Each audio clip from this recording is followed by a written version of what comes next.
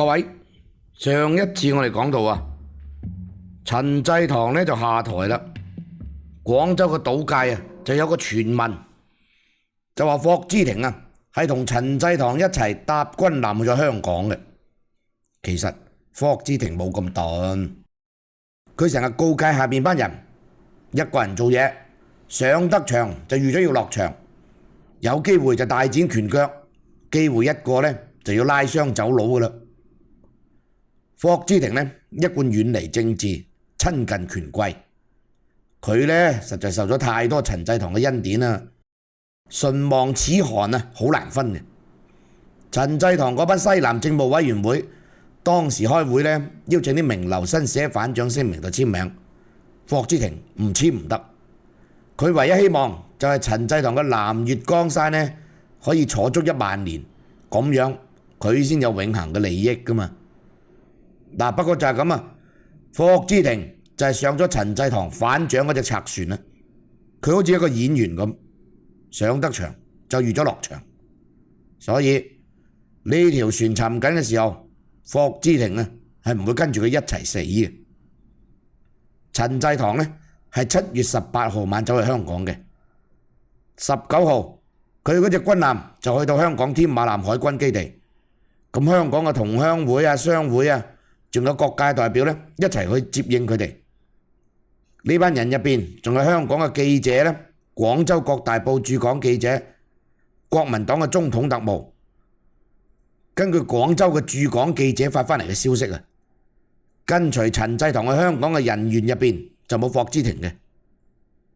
霍之庭佢係比陳濟棠更加早離開咗廣州，提早1日就翻到去南海鄉下啦。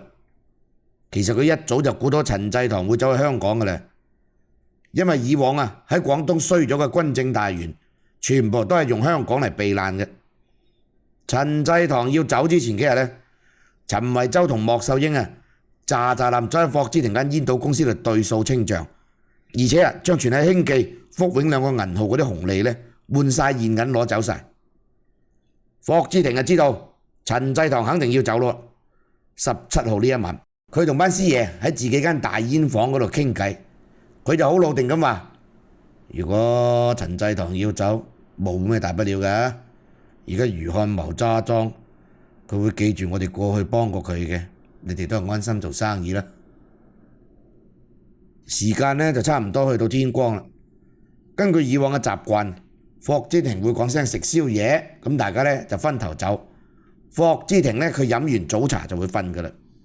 但係今次呢位十叔呢就瞓唔着，同班伙計呢傾埋晒無關重要嗰啲屋企瑣碎事。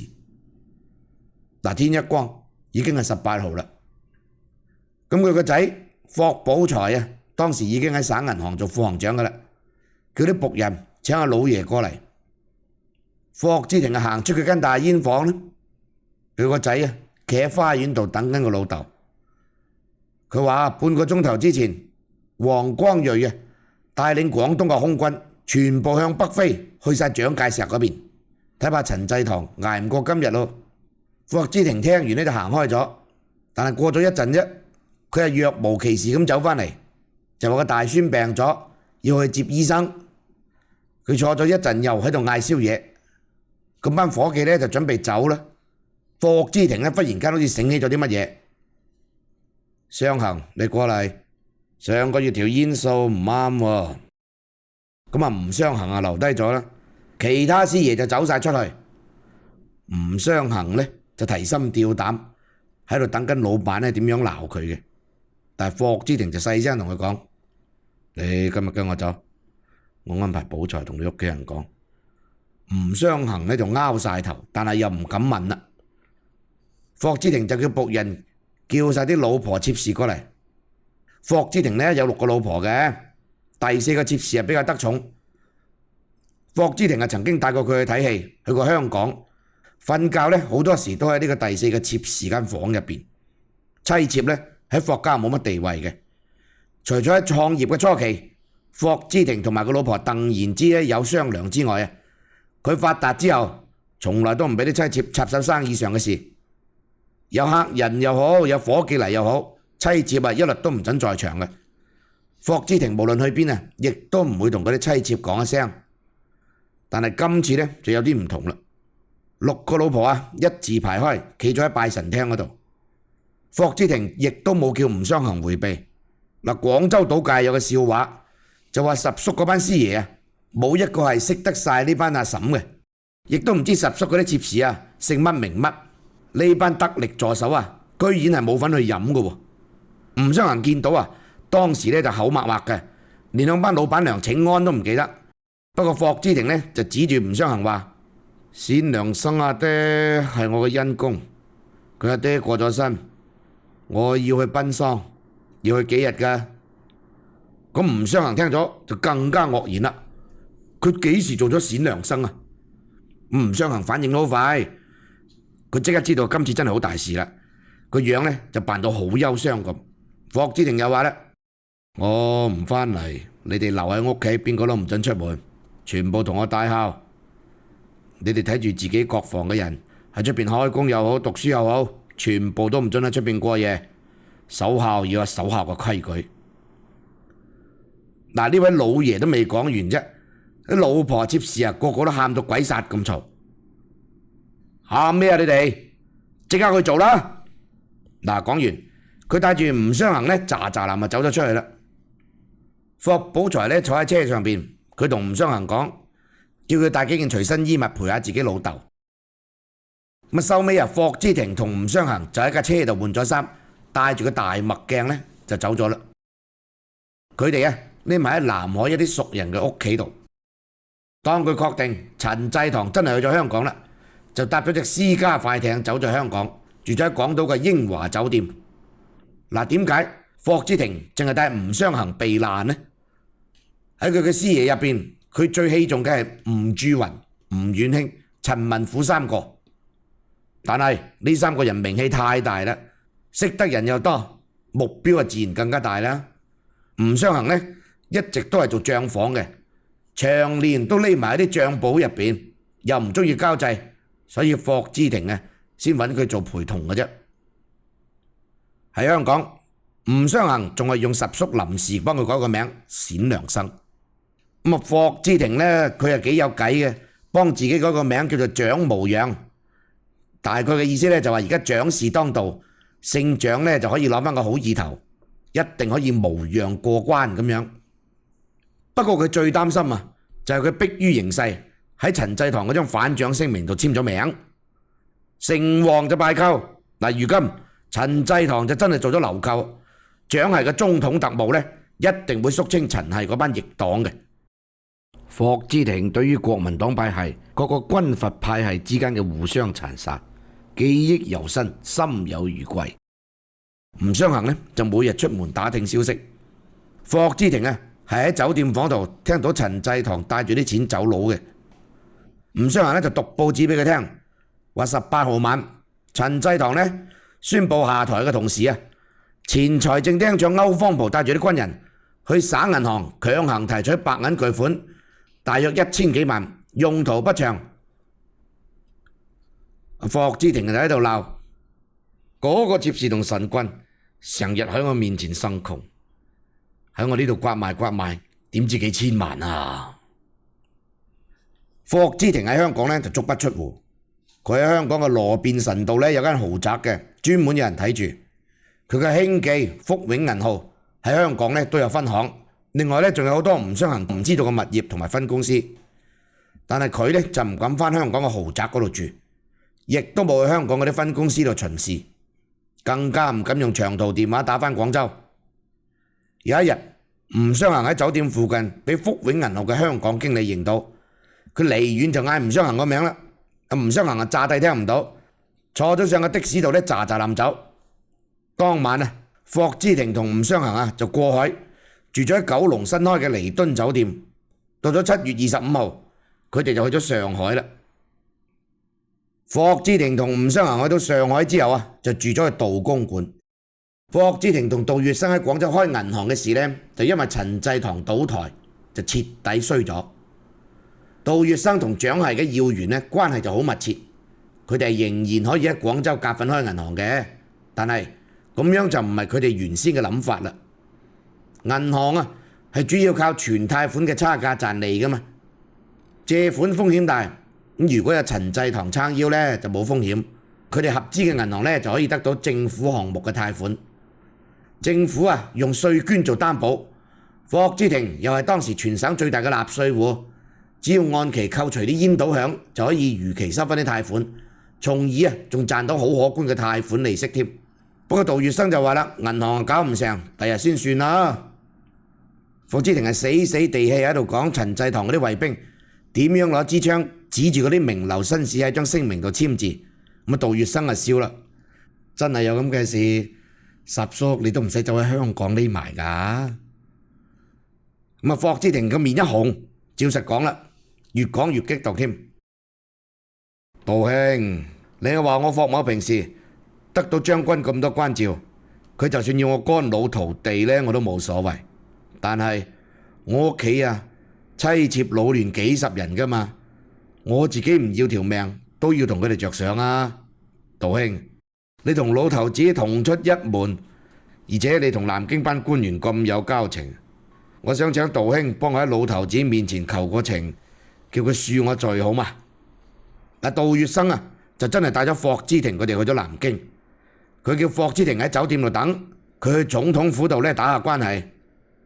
咁啊，杜月笙呢亦都冇去見蔣介石，因為蔣介石掌權之後啊，佢係迴避同上海幫會嗰班人呢直接接觸嘅。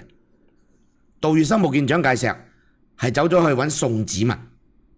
杜月笙喺宋子文面前就話啦：最近幾日我喺商界有啲廣東朋友寫信嚟大吐苦水，擔心喺廣州冇地方立足。時任呢陳濟棠威脅佢哋喺反蔣聲明度簽名，佢哋邊唔敢啊！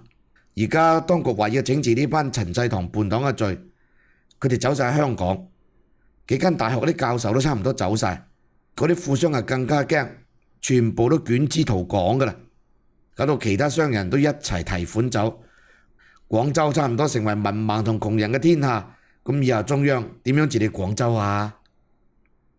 宋子文啊都聽到一啲簽咗名嘅名士同埋大富商走佬嘅消息，但係估唔到件事咁嚴重，佢即刻走去妹夫蔣介石嗰度反映情況。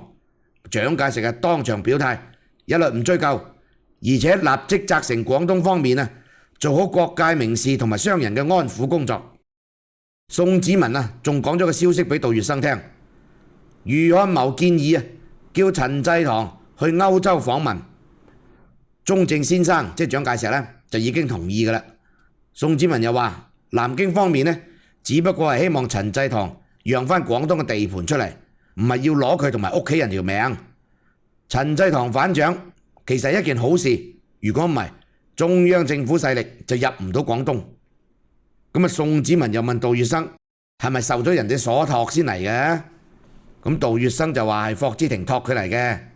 宋子文又話我都估到係佢㗎啦。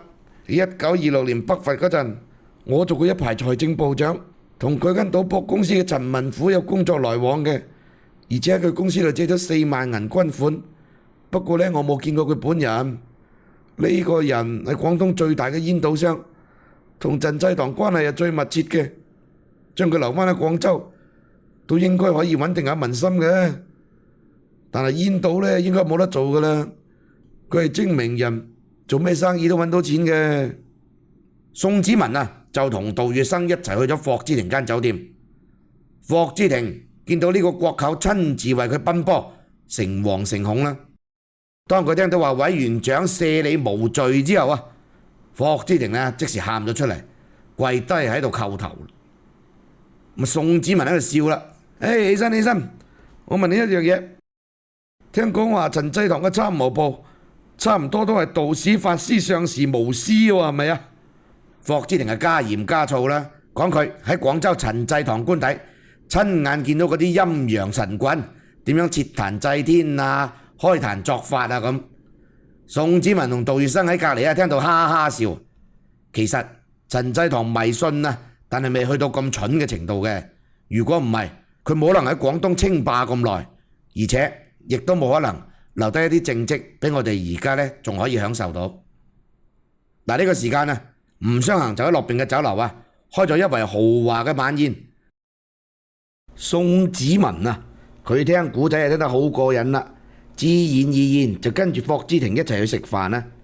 宋子文咩身份啊？各位，咩山珍海味未食過啊？但係對於霍之庭嚟講，就係一個巴結呢個國舅嘅極好機會。嗱，食飯嘅期間啊，霍之庭就投其所好啦，又捕風捉影，講埋晒陳濟棠嘅老婆同埋佢阿哥嗰啲奇聞軼事，個氣氛咧就好熱烈。咁啊，霍之庭係識睇眉頭眼額嘅，佢睇宋子文嘅神情就知道佢對自己有好感啦。咁散席嘅時候咧，宋子文就講啦：你放心返廣州啦，協助余漢謀、黃茂松搞好廣東嘅財政。個個都話你係廣東首富，聽講啲資產仲多過省銀行，你有呢個能力嘅。嗱，吳雙衡啊，解放後之後回憶咧，霍之庭啊，自從南京返到香港第二日，就叫佢恢復返原本嘅姓名，先返廣州。冇幾耐，霍之庭亦都返到廣州啦，開始咗同余漢謀咧勾結。嗱，霍之庭同余漢謀嘅交往咧，可以追溯到陳濟棠啱啱喺廣東坐穩嗰個時期嘅。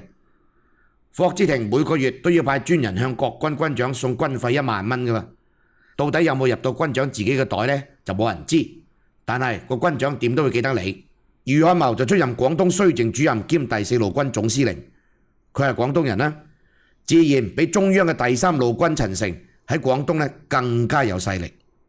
霍之庭一返到廣州啊，當晚就去咗余漢謀嘅官邸度拜訪啦。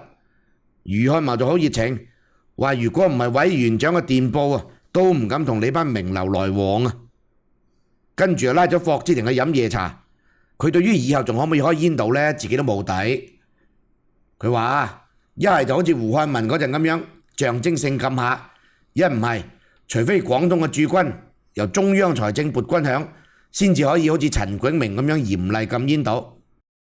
第二日，蔣介石就喺廣東省黨政軍長官訓職演講入邊啊，專門講到禁煙道。霍之庭嘅煙道業咧即時停晒啦，佢好失望，全家搬晒香港。但係霍之庭嘅故事咧未完嘅。所謂謀事在人，成事在天啊！雖然天時就唔係好利霍之庭，但係佢都好積極咁揾財路，希望東山再起。佢同時喺廣東、南京、澳門做足人際功夫。喺廣東，佢就掹實余漢謀唔放。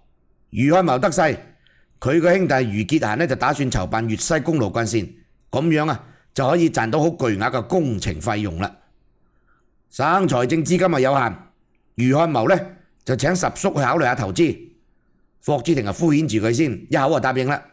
佢個心呢係唔願意做呢樣投資嘅，因為當時啊公路車流量好少，要靠公路車輛徵費呢作為貸款嘅擔保嘅，投資回報期最少要10年以上。霍之庭特登拖，佢話要請專家呢勘測最佳嘅路線，叫吳雙衡同余傑閒帶專家去粵西地區考察。霍之庭呢私底下已經搞掂咗余傑閒噶啦，叫佢說服下余漢謀，再加上公路私鹽、煙土呢啲稽查稅呢作為貸款嘅擔保，咁樣就可以縮短還款嘅時間啦。呢個建議呢，余傑閒就好中意，佢就喺阿哥面前講啦。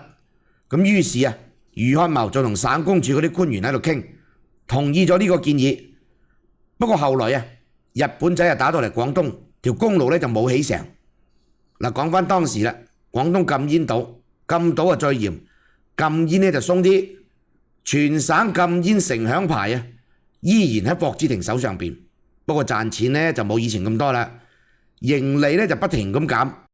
1937年2月3號，廣州嘅禁煙委員會啊實施高稅售煙制禁煙，廣州呢仍然有300間持牌嘅戒煙所，即係吸煙所。嗱，霍之庭呢淨係同余漢謀傾偈嘅啫，同省主席黃茂松呢就冇辦法相識。當佢知道禁煙局會計科有個2等科員張林常係黃茂松嘅得意門生呢，佢即刻放咗一個重磅銀彈，佢俾咗10萬法幣張林常，佢同張林常講，叫佢買部車，有時間去探下老師咁。嗱，霍之庭呢諗住一石二鳥嘅，第一係要籠絡呢個權力大過科長嘅2等科員，第二通過張林祥結識黃慕松，但係呢，可惜黃慕松短命，霍之庭都未識到佢呢，就已經去咗啦。咁喺南京方面啊，霍之庭啊仍然係經過杜月笙拉住南京政府財政部長兼中央銀行行長宋子文。10月，霍之庭帶陳文虎去上海，喺道公館嗰度住，由杜月笙帶路去宋家拜訪宋子文。宋子文呢就請啲客人去飲咖啡，陳文虎呢就試探喺度話啦：我哋霍先生想喺上海投資建設，唔知道宋先生有乜嘢高見呢？咁陳文虎嘅言下之意呢，就要拉阿國舅一齊做生意。咁當時啊，有好多廣東商人呢投資做生意嘅，最出名呢就係永安同埋先施兩間百貨公司。宋子文好爽快啊！廣東有好多嘢可以做嘅啫，大把生意機會，使乜嚟上海投資啊？宋子文又諗咗陣，香港嘅廣東銀行可以做嘅。我啊虛名大啫，啲人叫我做乜嘢中國財神、中國金融巨頭，實際上我啲個人資產點比得上阿霍生啊？如果我接咗廣東銀行呢，請阿霍生多多關照啊！嗱，廣東銀行啊係香港第一間華資銀行，1912年創立嘅，創始人就係陸鳳山、李玉堂。嗱，但係大家要清楚喎，香港呢係另外有一間叫做香港廣東省銀行，佢係屬於官辦嘅廣州廣東省銀行嚟嘅。廣州廣東省銀行同埋廣東銀行係唔一樣嘅。嗱，1935年國際銀價暴漲，中國白銀外流啊，好多地方都發生擠提嘅風波。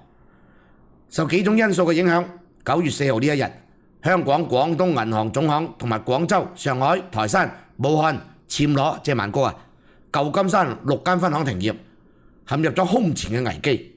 呢一年，中國政府同香港政府先後放棄銀本位制，全面實施紙幣制度。霍之庭啊，帶住陳文虎先返香港，叫個仔帶一批財務專家去調查廣東銀行嘅資產真實情況。冇幾耐，宋子文飛到香港，霍之庭就將佢接到去羅便臣道嘅花園豪宅嗰度幫佢洗塵。咁啊，宋子文同霍家父子就商議點樣搞。宋子文認為啊，香港廣東銀行係老牌子，喺過去嘅華商入邊信用又好，客戶又多，可以接嚟做嘅。咁啊，宋子文就出面啦，同廣東銀行董事會傾，用注資80萬呢個超低價，就攞咗銀行嘅接辦權啦。其中霍之庭出資50萬。嗱，以霍之庭巨額嘅財富，宋子文嘅特殊身份啊，就係銀行資產同信用保證，廣東銀行嘅業務啊，好快就回復翻正常水平啦。香港廣東銀行嘅業務呢，就由霍寶財主理，宋子文呢，就係名譽董事長，霍之庭呢，就係董事長。嗱，霍之庭過咗身之後啊，霍寶財就繼任董事長。解放之後，霍寶財仍然擔任香港廣東銀行嘅首腦職務，一直到佢退休。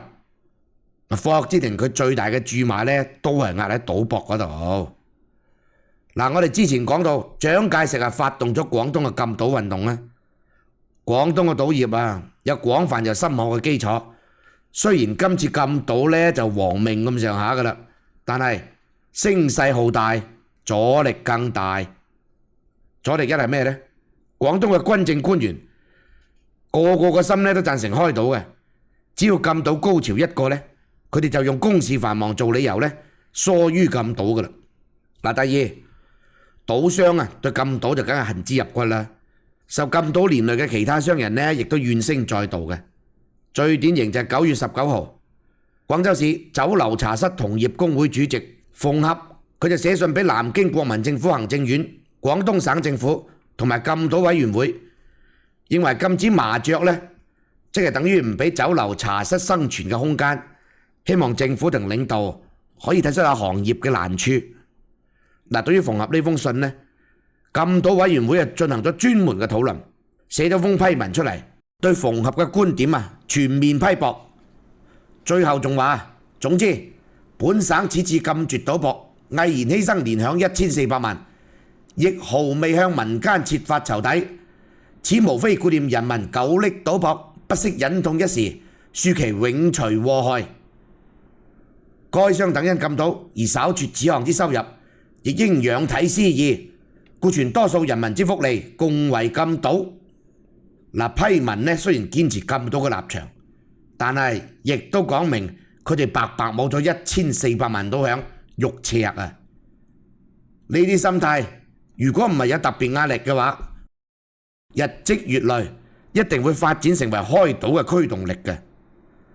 阻力第三，有啲好大膽噶嘛，秘賭開賭參賭。今次禁賭呢，上嚴就下寬，內緊就外鬆。具體就係點啊？省府廣州市內禁賭係最嚴，所有公賭閘賭一律取締。但係一邊遠嘅鄉鎮民間私賭呢，仲係靜雞雞咁喺度玩。咁禁賭2-3個月之後，廣州一江之隔嘅芳村、白鴿票同埋字花已經半公開復活啦。但係有啲咩唔同呢？就唔係省財政廳收賭響，而係當地嘅土豪同埋警局嘅巡警喺度收埋晒嗰啲黑錢。如果按照政府規定嗰啲辦公經費撥款呢，地方部門啊睇怕連茶水費啊都未夠俾嘅，所以呢，有乜理由唔收呢啲黑錢呢？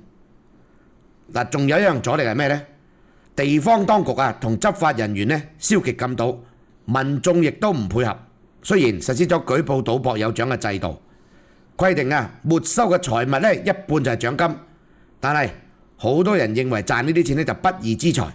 有啲咧就驚俾人打擊報復，舉報咧一啲都唔踴躍。根據省禁賭委員會編製嘅民國25年9月至11月拘捕賭販人數調查表，2個月之內，全省拘捕嘅賭販呢一共76人，其中廣州最多，有36人。呢個數字啊，表面上顯示禁賭之後，秘賭、開賭、聚賭、參賭、賣賭具、租地方俾人賭嘅呢啲現象，好似冇乜咯喎，但係咁大個省，私賭又未禁，有乜理由淨係得70幾人俾你拉啊？呢個人數會唔會少得滯啊？1937年嘅春天，黃慕松就病死，省主席呢由吳鐵城繼任，冇幾耐，宋子良呢就離職，財政廳長啊由曾養虎接任。人馬換咗啊，禁賭委員會亦都空有其名啦。全省嘅私賭閘賭呢又再嚟咯喎，不過呢個時間啊，全省最出名嘅煙賭區都仲係深圳。廣東禁賭，深圳嘅賭場呢全面被取締，莫秀英、霍之庭啊都放棄咗深圳嘅賭場，傅老榕呢仍然留守喺深圳。都未等禁賭高潮過去啫，傅老榕就擅自施咗又生貪官嘅風條，用娛樂場嘅名義聚眾賭博。1937年，禁賭委員會嘅政要一個死一個走咗啊！傅老榕即刻擴大賭場嘅規模，3間大型賭場呢一齊開晒佢，號稱深圳娛樂中心啊！用娛樂做招牌呢就大賭特賭。霍之庭呢就堅持公賭嘅原則，就冇參與傅老榕嘅私賭。但係佢同傅老榕合作呢，另外有項目嘅，佢哋要聯手攞澳門嘅賭牌，跟手就壟斷澳門嘅賭業。競投賭牌就需要官方背景。原先呢，霍之庭已經通過席志興、李鏡泉、盧氏家族、范潔鵬呢一班同澳門當局呢有啲來往㗎啦。不過時隔咁多年，啲老友死嘅死，變嘅變，澳門當局嗰啲官員呢變動就更加大啦。不過傅老榕呢同葡督安朱蘭達就有交往嘅。澳門嘅治安混亂啦，治安警察廳長呢就用以黑治黑嘅手法，請澳門幫會梟雄傅老榕協助維持本地嘅治安。傅老榕呢就有心金盆洗手嘅，佢改做賭博呢啲合法生意，於是就大力幫助當局維護治安。果然呢成效好顯著，於是喺治安廳長引薦之下，澳督朱蘭達就接見咗傅老榕啦。霍之庭就認為呢個係巴結澳督嘅好機會。喺廣東禁賭期間啊，澳門啊大鬧柴荒，冇柴用啊。霍之庭就吩咐啲手下去香山縣嘅石岐、廣州灣嘅瓊崖同埋雷州半島買咗3萬葡幣嘅木柴，先後就運到澳門，用霍之庭、傅老榕2個人嘅名義捐俾澳門政府。點知到咗1937年4月，朱蘭達就離任，阿爾巴爾博扎呢就繼任澳督，一切都要重新另起爐灶。霍之庭呢，佢係定咗一個計劃，佢希望可以一攬子親近取悅澳督同埋其他澳門政要嘅。佢志在就肯定係賭牌呢。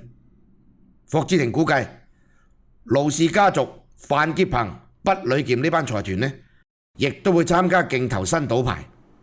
同盧氏家族嗰班澳門名人相比呢，傅老榕同當局嘅關係就唔算得乜嘢噶啦。不過霍之庭呢仲係殺手鐧，就係用一個高到人哋唔敢去掂嘅高額去打低對手。霍之庭佢係粵澳巨富，根本就唔在乎嗰啲錢，佢亦都有把握完成每年嘅任務，而且仲可以賺到唔少錢添。霍之庭時時刻刻都保持同廣東、南京、澳門嘅聯絡，佢有一系列短期、長期嘅安排，重現輝煌都可謂指日可待啦。嗱，人算不如天算，1937年5月25號，佢夠鐘啦。呢一日，佢瞓喺香港屋企嗰張煙床度，斯斯然咁喺度食緊煙。佢個仔霍寶才入嚟揾佢傾偈，但係入到去嘅時候呢，佢已經斷咗氣。霍之庭係鴉片中毒死啊，定還是心肌梗塞、爆血管死呢？冇人知。霍家亦都未請專家去調查死因。對外嘅訃告呢，就係話中風。霍之庭呢，終年就係60歲。死因呢，或者唔係好重要嘅，最重要嘅，霍之庭嘅死就標誌住一個時代嘅結束。廣東持續咗半個世紀有多嘅全國性公賭壽終正寢。廣東省嘅賭王時代亦都喺呢一刻玩完。霍之庭死咗，但係廣東賭博嘅故事又點止霍之庭一個人啊？有機會我哋再講。